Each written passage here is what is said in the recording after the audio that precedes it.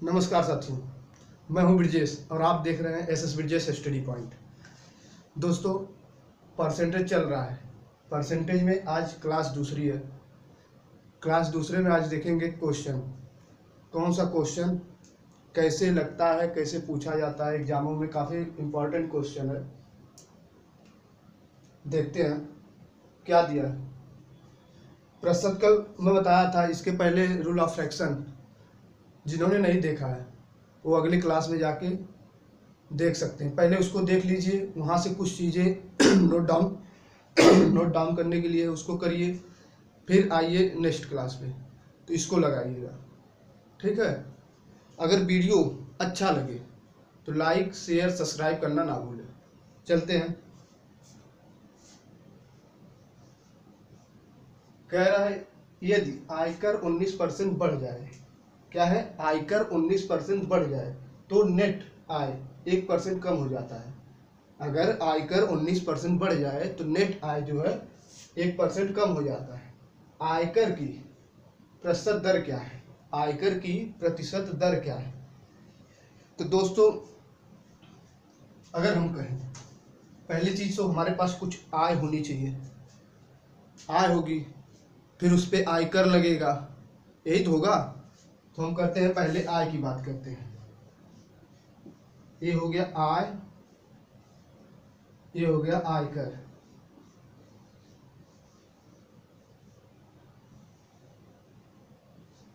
ठीक है, आय आयकर। फिर कह रहा है कि बात कर रहा है नेट आय की। कहाँ पे? तो नेट आय 1% कम हो जाती है। तो हम फिर बात करते हैं नेट आय की। यहाँ नेट आय जो क्वेश्चन कह रहा है वही करते हैं। पहले हम मान लिए आय हमारी 100 रुपये है, तो आयकर इस पे क्या है, मान लेते हैं x%। तो नेट आय क्या हो जाएगी? 100 माइनस एक्स। 100 माइनस एक्स, यही होगा ना। फिर कह रहा है कि आयकर 19% बढ़ जाए तो नेट आय 1% कम हो जाता है। फिर लेते हैं आय 100 है, ये क्या है, आयकर क्या है, 19% बढ़ जाता है। 19% बढ़ जाता है तो 19% अगर आयकर बढ़ जाएगा तो क्या होगा, x का 119/100, यही तो होगा। तो नेट आय क्या होगी? नेट आय होगी 100 माइनस x 119x/100। यहाँ तक समझ में आया दोस्तों? फिर से करता हूँ। जैसे कह रहा है यदि आयकर 19% बढ़ जाए, आयकर जो है 19% बढ़ जाए तो नेट आय 1% कम हो जाता है। अगर आयकर 19% बढ़ जाए तो नेट आय 1% कम हो जाता है। तो आयकर की प्रतिशत दर क्या है? दर ज्ञात करना है। जो इस पे रेट लगा था वो क्या है? तो ये मान लिया आय जो हमारा है 100 है। हर चीज परसेंटेज कल मैं बताया था, हर चीज को ज़्यादातर 100% मान के चलते हैं और हर परसेंटेज में हर चीज अपने आप में 100% होती है। तो वही बात करते हैं। हम आय मान लिए 100 रुपये, 100, तो इसका आयकर 100 माइनस एक्स नेट आय देखेंगे तो फिर यहाँ अगर 19% बढ़ जाता है तो x का 119/100 फिर नेट आय। फिर अगर हम बात करें तो क्या होगा, 100 माइनस 119x/100 फिर बराबर कितने के, 100 माइनस एक्स फिर 1% कम कर देता है। में 1% कम करता है, यहाँ पे 1% कम हो जाता है, लिखा है ना 1% नेट आय, यहाँ लिखा है नेट आय 1% कम हो जाता है। जो क्वेश्चन कहता है बस उसी को ध्यान से पढ़िए और उसी के दिशा निर्देश के अनुसार चलेंगे तो क्वेश्चन बन जाएगा। तो कह रहा है 1% कम हो जाता है, 99/100। अब इसी को सॉल्व करेंगे, हमारा उत्तर आ जाएगा।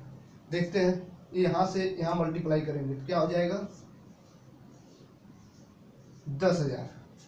100 का गुना जो है 10,000 माइनस 119x पूरे के बटे 100 फिर इधर बराबर करेंगे, फिर इसका गुना इसमें कर लेंगे, ये हो जाएगा 9,900 माइनस ये हो जाएगा 99x पूरे के बटे 100। यहाँ तक समझ में आया? हाँ, तो क्या करते हैं, दोनों तरफ बराबर रहते, चीजें कट जाएंगी। अब बच गया ये, तो इसको करते हैं,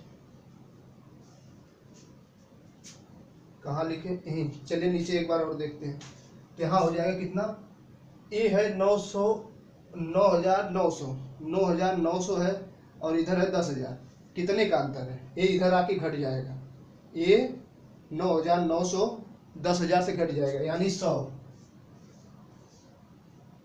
हो गया, और ये हो गया 119x और ये हो गया 99x।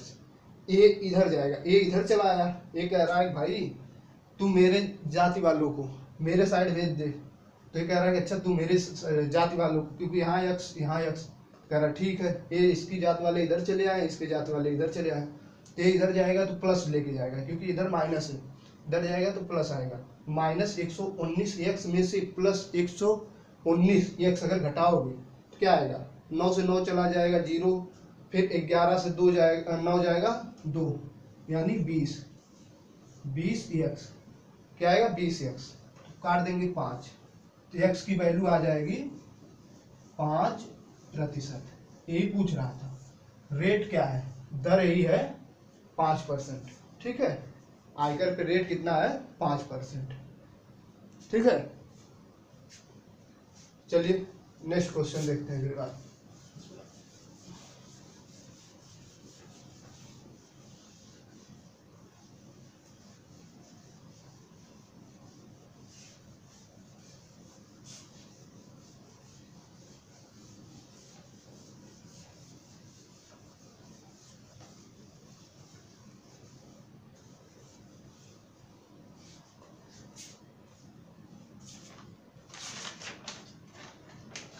बात करते हैं क्वेश्चन की। क्वेश्चन लिखने में समय लग रहा है, चलिए इसको लिख देते हैं, फिर वीडियो रोक के क्वेश्चन लिख के तब बताएंगे। कह रहा है ताजे फल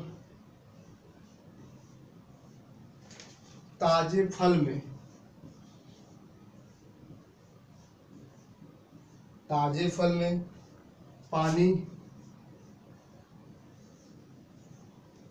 पानी की मात्रा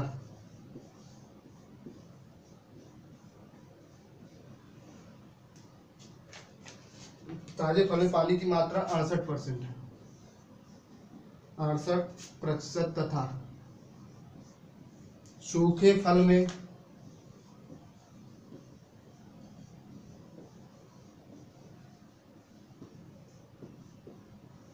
फल में 20% है।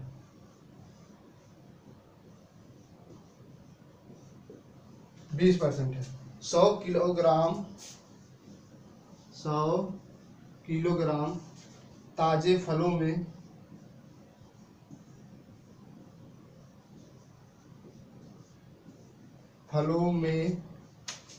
से कितना सूखा फल निकाला जाएगा, कितना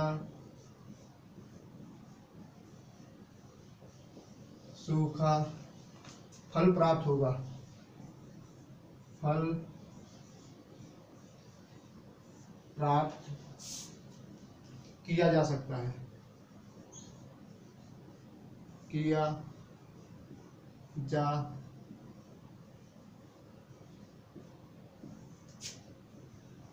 सकता है।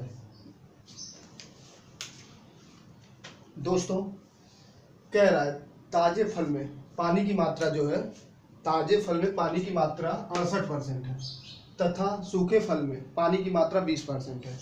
कोई दो टोकरी है जिसमें एक फल सुखा के रख दिया गया है, कुछ सुखा के रख दिया गया है जिसमें कुछ पानी भी है, और एक जगह ताज़ा फल रख दिया गया है। जैसे गर्मी पड़ रही है, फल ला दिए मार्केट से, 4 दिन रखिए सूख जाएगा, तो उसमें जो वो होगा पानी की मात्रा कम तो होगा। वही बात कर रहा है कि ताजे फल में पानी की मात्रा 68% है, लेकिन अगर फल सूख गया, 4 दिन रख दिए गर्मी में, सूख जाएगा, तो उसमें 20% पानी बचेगा। फिर कह रहा है 100 किलोग्राम ताजे फल से कितना सूखा फल प्राप्त किया जाएगा, यहाँ बात कर रहा है 100 किलोग्राम ताजे फल से कितना सूखा फल प्राप्त किया जाएगा। तो देखते हैं, सॉल्यूशन की बात करें ताजे फल में, तो हम बात करें 100 किलोग्राम की।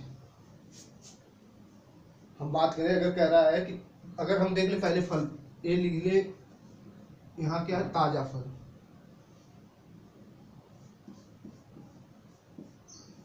ताजा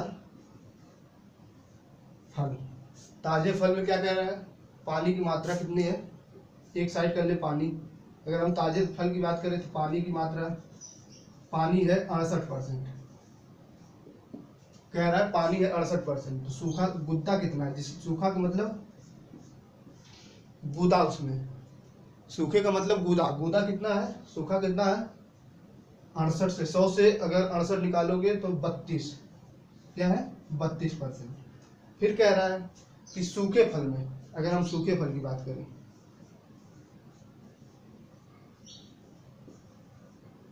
सूखे फल में, तो सूखे फल में अगर हम बात करें तो पानी कितना है, पानी दे दिया है 20%। यहाँ देखिए सूखे फल में पानी 20% है, तो यहाँ गूदा कितना होगा, सूखा यहाँ गूदा लिखते हैं, ज्यादा समझ में आएगा, क्या गूदा, और यहाँ गूदा क्या है, गूदा कितना है। जैसे अगर भाई कोई फल है, आम ही ले लीजिए, सूख गया, उसमें क्या है गूदा बचेगा, वही चीज है, गूदा कितना है 80%। यहाँ तक समझ में आया, आई होप सबको यहाँ तक समझ में आया होगा, क्योंकि सूखे फल में पानी 68% दे रखा है, तो हम गूदा ज्ञात कर लिए 32%। शॉर्ट से हर चीज बताएं, परसेंट में हर चीज अपने आप में 100% होती है, और 100% से 100 से 68 को घटा दिया, 32 आ गया। वही कह रहा है सूखे फल में पानी की मात्रा 20% है, और 100 से अगर 20 घटा दे तो 80%, तो क्या बचेगा, गूदा बचेगा। फिर कह रहा है कि अगर देखें तो कह रहा है 100 किलोग्राम फल है, 100 किलोग्राम ताजे फल की बात कर रहा है, ताजे फल से कितना सूखा निकाला जाए, तो सूखा यहाँ कितना है 32%। तो हम कह रहे हैं 100 किलोग्राम क्या है फल है, उसमें 32% सूखा निकालना है। तो फिर क्या कह रहा है कि गूदे सूखे फल में, सूखा फल हमें नहीं पता है, मान लिया यक्स में सूखा फल कितना ज्ञात किया जाएगा। अगर इसमें हम करें सूखा फल में क्या क्या हो जाएगा 80/100, क्योंकि यहाँ सूखे फल में गूदा कितना है 80%, और यहाँ ताजे फल में कितना है 32%। अब दोनों को ज्ञात करते हैं, क्या होगा, ये 100 से 100 कट जाएगा, 20 चौक को 80, 20 पंचे 100, यही होगा ना, 4/32, 4/32, 8 पंचे 40, यक्स बराबर क्या है 40। यही हमारा उत्तर होगा, ठीक है, ये हमारा उत्तर होगा। एक कक्षा की एक परीक्षा में लड़कियों के औसत प्राप्तांक क्या है, एक कक्षा की एक परीक्षा में लड़कियों के औसत प्राप्तांक 73 और लड़कों के 71 थे। यदि पूरी कक्षा के औसत प्राप्तांक 71.8 थे, तो उस कक्षा में लड़कियां कितनी थी, मतलब लड़कियों की संख्या बतानी है। कह रहा है कि एक कक्षा है जिसमें लड़कियों का औसत प्राप्तांक 73 और लड़कों का औसत प्राप्तांक कितना 71 है, और दोनों का औसत प्राप्तांक कितना है 71.8 है। तो इसी को हमें ज्ञात करना है।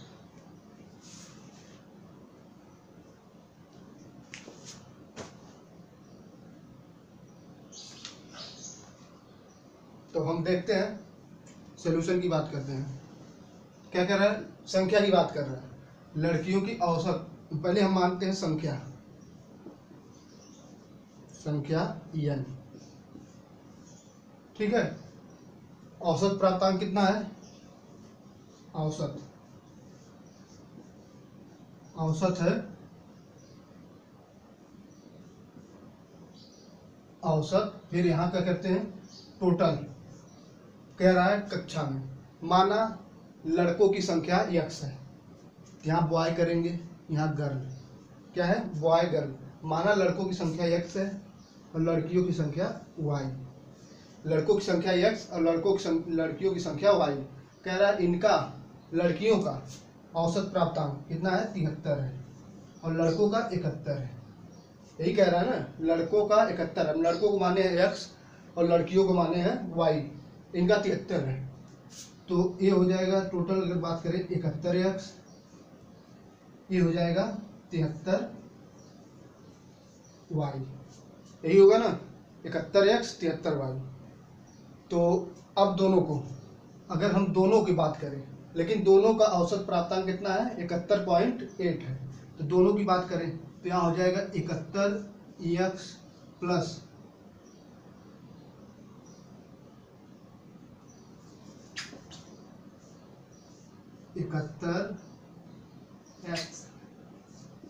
71x प्लस 73y बराबर क्या है, 78, 71.8, ये किसके है, x प्लस y के औसत के बराबर है।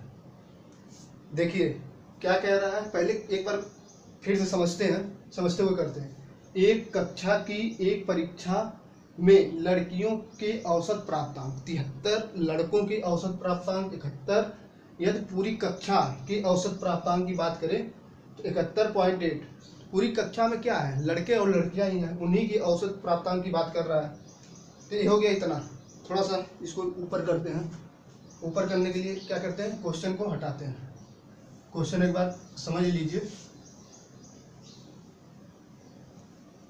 क्या है। तो कह रहा है कि अब यहां तक समझ में आ गया।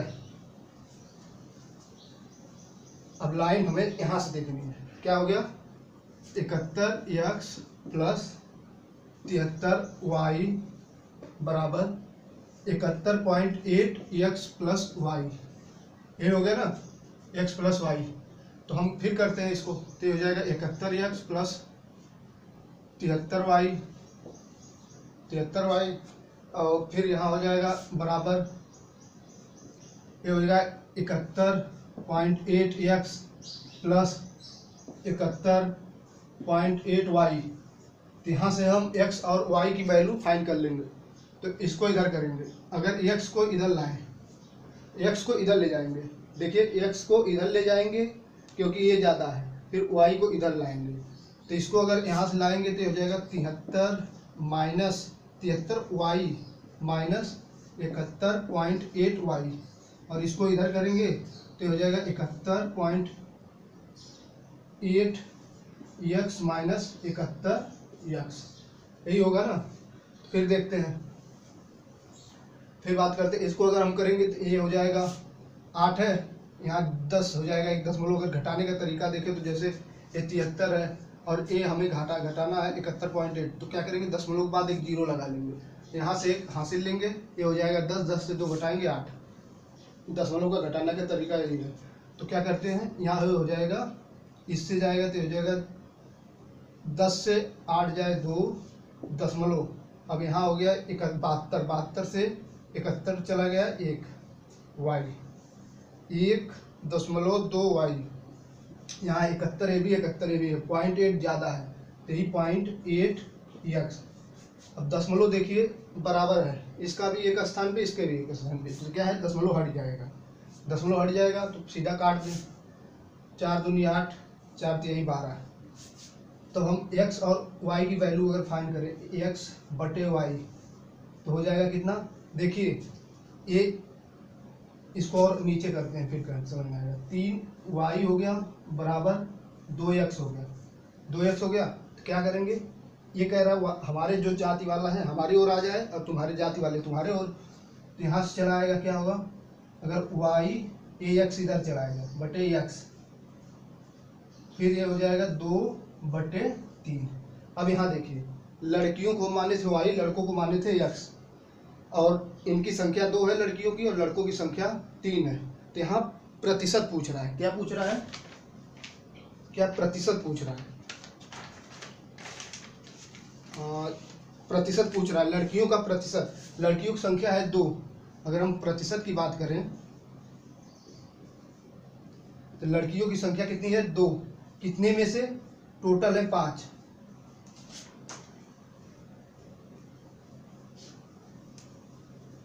अरे भाई y कितना है? 2 और x की वैल्यू कितनी आ गई? 3 और टोटल मिला के है 5। तो 5 है, लड़कियों की पूछ रहा है तो गुणे 100 प्रतिशत के लिए गुणे 100 ये हो जाएगा 20 पंचे 100, 20 पंचे 100 यानी 40, 20 गुना 40%।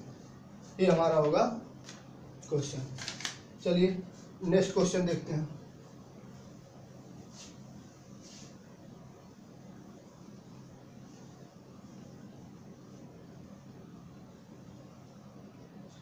नेक्स्ट क्वेश्चन हमारा है, एक व्यक्ति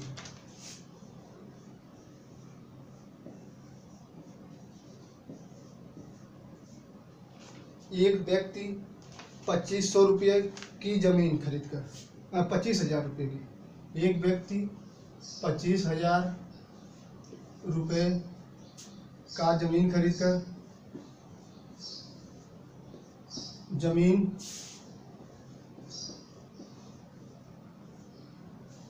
खरीदी, मतलब एक व्यक्ति ने 25,000 रुपये की जमीन खरीदी और उस पर जमीन पर 16 जमीनी खरीदी और उस पर 16 लाख का मकान बनवाया। क्या है? उस पर 16 लाख का मकान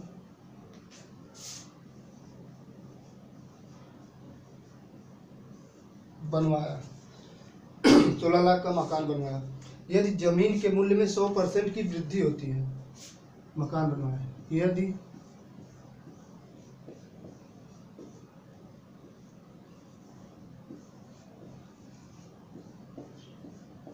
जमीन के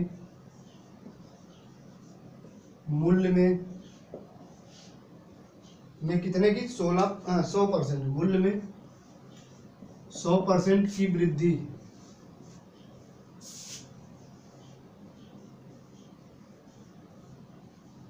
वृद्धि होती है और मकान के मूल्य में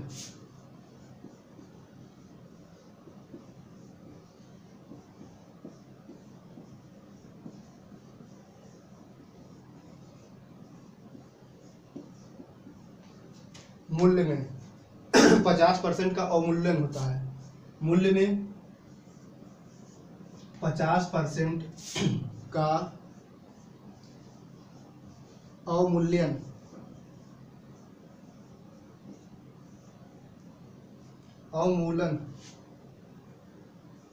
होता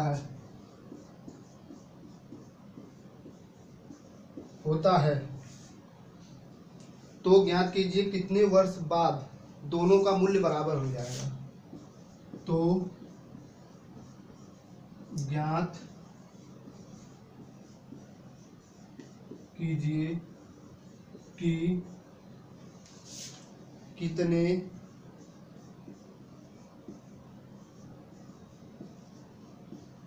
वर्ष बाद दोनों का मूल्य बराबर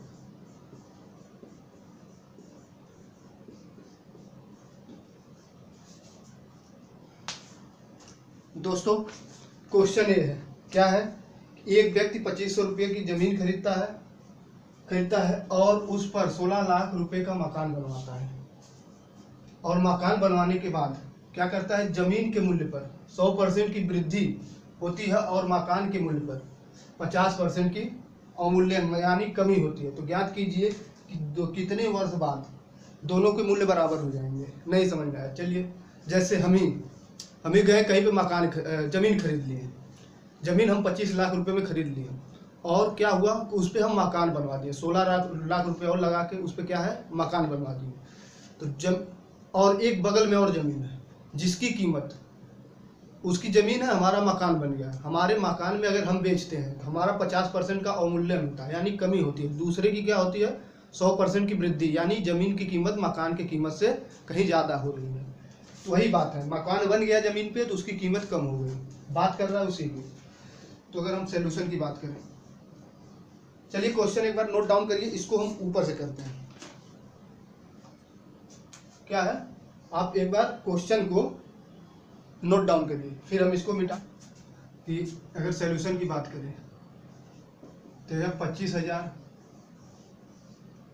गुणे ये हो जाएगा 100% की वृद्धि हो रही है। क्या है क्वेश्चन में, कह रहा है 100% की वृद्धि हो रही है। 100 + 100 बटे, यहाँ करते हैं यार, 25,000 में 100% की वृद्धि हो रही है। 100 + 100, ठीक है, बटे 100, यही होगा, बटे 100। और यहाँ क्या कर रहा है, 16,000 में, 16,000 यानी मकान की कीमत में, हर 16 लाख मकान की कीमत में 50% का अवमूल्यन हो रहा है। 100 - 50 बटे 100, यही होगा 80 वर्ष। तो हमें समय ज्ञात करना है, कितने वर्षों में दोनों बराबर हो जाएगा, कितने वर्षों में दोनों बराबर हो जाएगा। तो इसको हम काट देंगे, एक हो जाएगा 25,000 गुने, ये हो जाएगा 200 बटे 100t, 100t। फिर इधर बात करें तो ये हो जाएगा 16 लाख गुणे 50 बटा 100t, ठीक है, टी, ठीक है। यहाँ से करेंगे, ये हो जाएगा 2, 25,000 गुणे 2t गुणे 2t, इंक कहाँ है, ये हो गया 2t।